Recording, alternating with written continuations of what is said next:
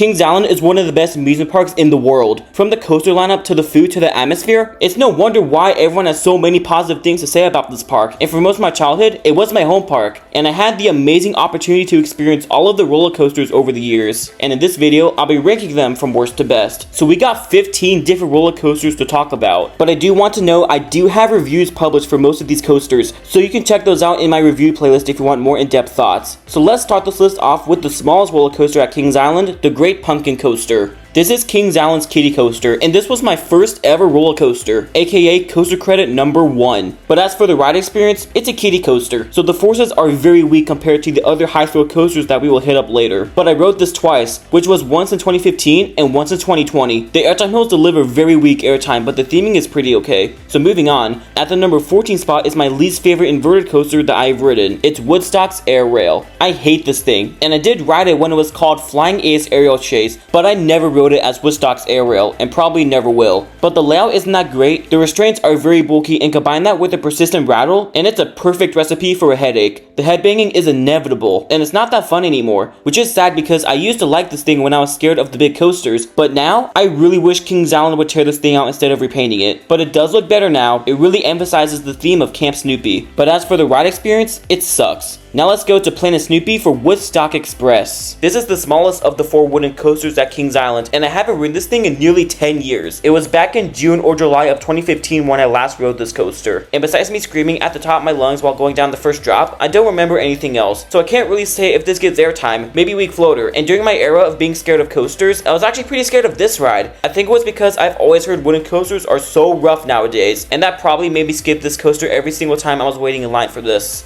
At the number 12 spot is a somewhat loved coaster, but I don't like it. It's Adventure Express. I will acknowledge that this is one of the most themed rides at Kings Island, but this thing is so janky and uncomfortable. But at least the ride does use the terrain to its advantage, and this was the ride that I kept marathoning during my scared of coasters era. And when I first rode it, the train was cresting the second lift hill, and I expected a big drop, and it was a turn into the final brakes, so I was severely disappointed. And nowadays, I skip it every time I go to Kings Island. It's not worth my time. Coming in at the number 11 spot is the newest roller coaster at Kings Island, which is not Orion, it's Snoopy's Soapbox Racers. I really wish I could place this higher, but this is the best spot I can place it, and this is a fantastic introduction to positive G's and airtime. The turn after the first drop pulls some positives, and going up the spike is pretty fun. The restraints are a little restrictive if you're a plus size rider, but I can ignore that. This coaster is really fun for a family coaster, and it's a pretty solid fit for Kings Island. Was it my first choice for a family coaster? No. But am I disappointed? Also no. And beware, it's a shuttle coaster, so it can only operate with one train, which means long lines. So if I had to give advice on what coaster to do first, I recommend starting with Snoopy Soapbox Racers so you can beat the crowds. Now breaking into the top 10 was my first ever launch coaster, which is Backlot Stunt Coaster.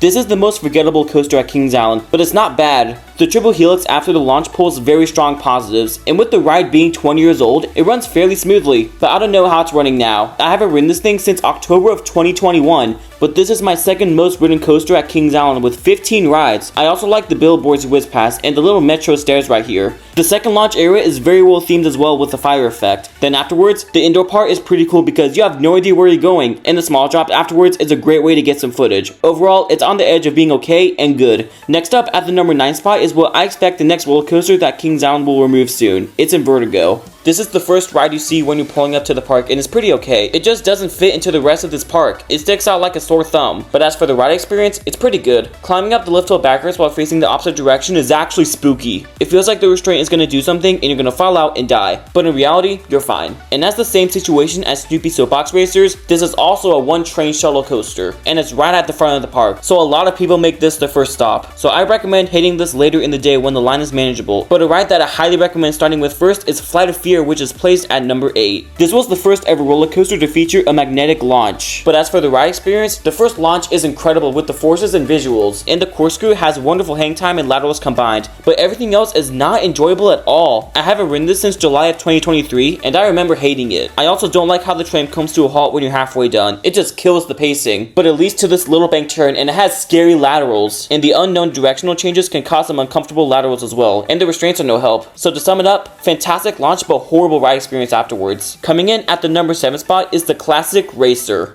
This was Kings Island's ride that put the park on the map initially back in 1972, and does it still hold up to this day? I haven't ridden this since July of 2023, but out of all of my experiences on the racer, it's pretty solid. The first drop is really fun in the front, and all the airtime hills deliver fantastic airtime or don't deliver any airtime at all. My last ride on the red side, aka the right side, was worse than the left side or the blue side. Rising up into the turn-on was so full of jackhammering that I had to take a little break after riding, but I do prefer the left side because of the views of Orion. I definitely need to get a reride on this someday. Now coming in at the number 6 spot is also a pretty old ride, but I haven't ridden this in a while. It's the Bat.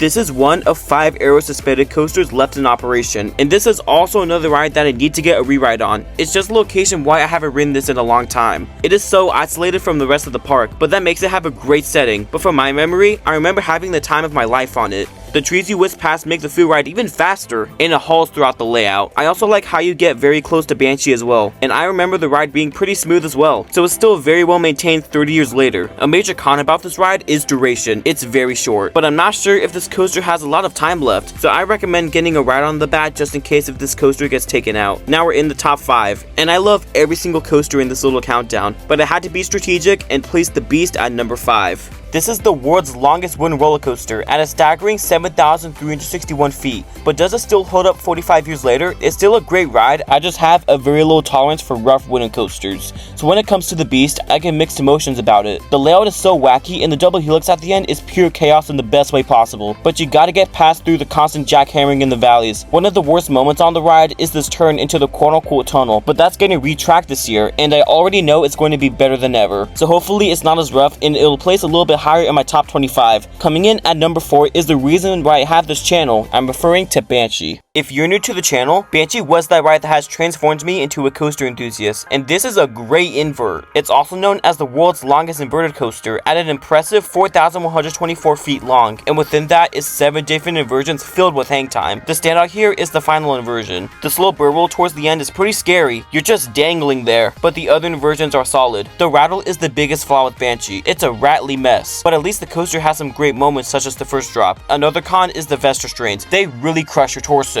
But I do have a review on this coaster if you want more in-depth thoughts, and for the rest of the coasters on the list. Now at number 3 is a lot of enthusiasts' favorite roller coaster at Kings Island, but it's not my favorite, but it's still great. I'm talking about Mystic Timbers. This is by far the best wooden coaster here, and it's a dang good GCI. The shed is nothing to shout at, but it's the layout that matters. Every airtime hill hits, and it's a little bit on the rougher side, but I think it's just my tolerance, and the restraints are very comfortable. It keeps you snug and it's cushioned. I also like how the ride hops over Whitewater Canyon at some points, but I still give the edge to Thunderhead as the best GCI I've ridden, and probably the best wooden coaster I've done. But I still love Mystic Timbers, but the coaster located right next door to Mystic Timbers is taking the silver spot with Diamondback. This is my most ridden coaster at Kings Island, and there's a reason why. This thing is addicting to ride over and over again. It's like trying a Camel Ribbon Crunch for the first time. You're hooked after one sip. But as for the ride, it's phenomenal. All of the Camelback hills feels like gravity just disappeared. Then you slam back down into your seat, and that is because the floating airtime is really strong. Same issue as Banshee, with the ride being themed to a rattlesnake, it does in fact have a rattle. The worst part is the valley between the turnaround and trimmed Camelback hill. That moment is not that great, but everything else is fantastic, and there's not much of a surprise on what is the best roller coaster at Kings Island, but I chose Orion.